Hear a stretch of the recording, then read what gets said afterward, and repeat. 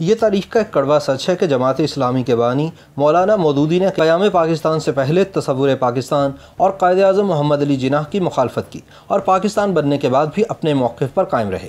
मौलाना पर इल्ज़ाम है कि इन्होंने कायदे आज़म को काफ़िर आज़म करार दिया और पाकिस्तान को नापाकिस्तान कहा, और फिर जब पाकिस्तान बन गया तो भी मौदूदी मुसलसल कायदे आज़म की मुखालफत करते रहे।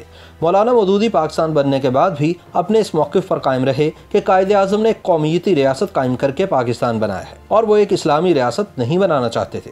ताहम ये भी एक सच है कि पाकिस्तान का क़याम कौमियत की बुनियाद पर वजूद में आया था, मजहब की बुनियाद पर नहीं। माजी में जिन्नाह और इनके तसव्वुर पाकिस्तान की मुखालफत करने वाली जमात इस्लामी से वाबस्ता अफराद आज इस बात को झुटलाते हैं कि मौलाना मौदूदी और इनकी जमात ने क़याम पाकिस्तान के बाद भी मोहम्मद अली जिन्नाह की मुखालफत की थी।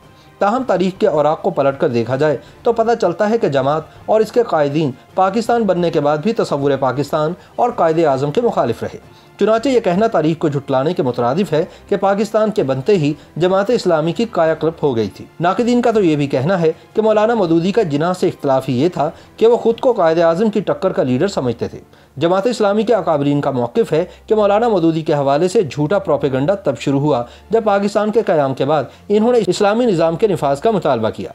ताहम तारीख के पन्नों पर निगाह दौड़ाई जाए तो साफ पता चलता है कि जमात इस्लामी का ये मौक़िफ़ गलत है। आइए तारीखी हवालों से जानने की कोशिश करते हैं कि सच क्या है और झूठ क्या। जमात इस्लामी के तर्जुमान हफ्त रोज़ा कौसर ने पाकिस्तान के क़याम के 3 माह बाद 16 नवंबर सन 1947 को अपने इदारिये में लिखा, हम इस तहरीक को आज भी सही नहीं समझते जिसके नतीजे में पाकिस्तान बना है।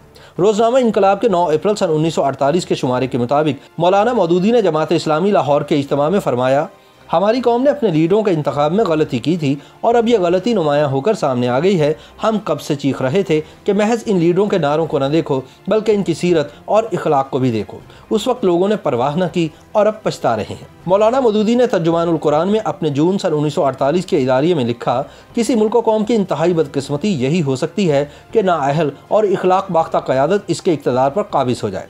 इसी शुमारे में मज़ीद लिखा गया कि जो ही अंग्रेज़ और कांग्रेस की बाहमी कशमकश ख़त्म हुई तो इस क़यादत उज़्मा ने अपने आप को ऐसी हालत में पाया जैसे इसके पाँव तले ज़मीन ना हो। अब वो मजबूर हो गई कि जो कुछ जिन शराइत पर भी तय हुआ उसे गनीमत समझकर कबूल कर ले।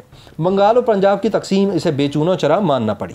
सरहदों के तयन जैसे नाजुक मामले को इसने सिर्फ एक शख्स के फैसले पर छोड़ दिया। इंतकाली इख्तियारात का वक्त और तरीका भी बिला तामुल मान लिया। चुनाचे नवाए वक्त के मुदीर हमीद निज़ामी ने 4 जुलाई सन 1948 को नवाए वक्त में एक जवाबी इदारिये में लिखा और कहा कि हम उन लोगों के हामी नहीं जो महज अपनी लीडरी चमकाने के लिए शरीयत का नारा बुलंद कर रहे हैं। बेहतर होगा कि शहर ब शहर जलसों में कायदे आज़म मोहम्मद अली जिन्नाह को गालियाँ देने और सुखियाना तकरीरों में वक्त ज़ाया करने की बजाय उस इस्लामी निज़ाम हुकूमत का एक खाका मुरतब किया जाए जिसके निफाज का मुतालबा किया जा रहा है।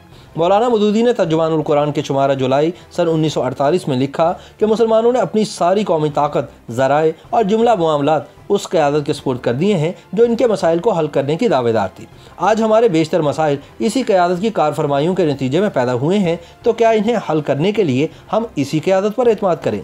इस इदारिये के जवाब में हमीद निज़ामी ने 31 जुलाई सन 1948 को इदारिया लिखा और कहा कि हज़रत मौलाना ने 10 साल के अरसे में पहली मरतबा दिल की बात खुलकर कही और साफ लफ्ज़ों में मुसलमानों से कहा कि मोहम्मद अली जिन्नाह की जगह मुझे कायद माना जाए। अब सिर्फ इतना करम फरमाएं कि मुसलमानों को ये भी बता दें कि आपका ठोस सियासी प्रोग्राम क्या है। अपना प्रोग्राम ना बताना और नारों से मुसलमानों का दिल बहलाना या कायदे आज़म को अहमक, गलतकार और दीन में हल्का साबित करने की कोशिशों में लगे रहना हरगिज़ आपके शायान इंशा नहीं।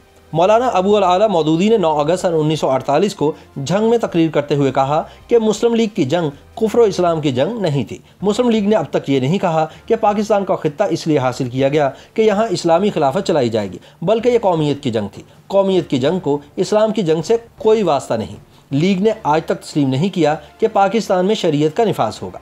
इसके जवाब में नवाए वक्त ने 18 अगस्त सन 1948 को इदारिया सुपुर्द कलम किया और कहा कि पाकिस्तान में आपको ऐसे लोग भी मिल जाएंगे जिनकी तकरीर और तहरीर का जोर ये साबित करने पर सर्फ हो रहा है कि मुसलमानों की इस मुसीबत की जिम्मेदारी कायदे आज़म की लीडरशिप पर आयद होती है। एक हफ्ते बाद 25 अगस्त सन 1948 को नवाए वक्त के इदारिये में हमीद निज़ामी ने लिखा कि बज़ाहिर जमात इस्लामी कहती है कि हम कायदे आज़म के खिलाफ प्रोपेगंडा नहीं कर रहे, लेकिन माफ़ कीजिए ये बयान सही नहीं। वाज़ेह रहे कि हमीद निज़ामी ने यह इदारिया कायद-ए-आज़म की वफ़ात से ठीक 2 हफ्ते कबल लिखा था। तारीख के इन चंद हवालों से वाज़ेह हो जाता है कि जमात इस्लामी और मौलाना मौदूदी ने न सिर्फ ये कि मुतालबा पाकिस्तान की मुखालफत की, बल्कि पाकिस्तान बनने के बाद भी जमात और मौलाना मौदूदी कायद-ए-आज़म मोहम्मद अली जिन्नाह की मुखालफत करते रहे।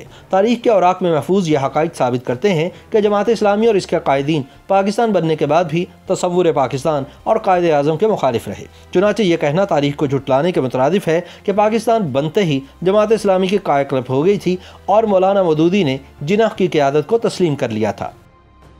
YouTube पर गूगली न्यूज देखने के लिए youtube.com की सर्च बार में गूगली न्यूज टीवी टाइप करें। गूगली न्यूज के पेज पर सुर्ख रंग के सब्सक्रिप्शन वाले बटन पर क्लिक करना ना भूलिए। YouTube पेज पर अपलोड होने वाली वीडियो से बाखबर रहने के लिए बेल आइकन पर क्लिक कीजिए। आपको हर नई वीडियो के बारे में नोटिफिकेशन मौसूल हो जाएगा।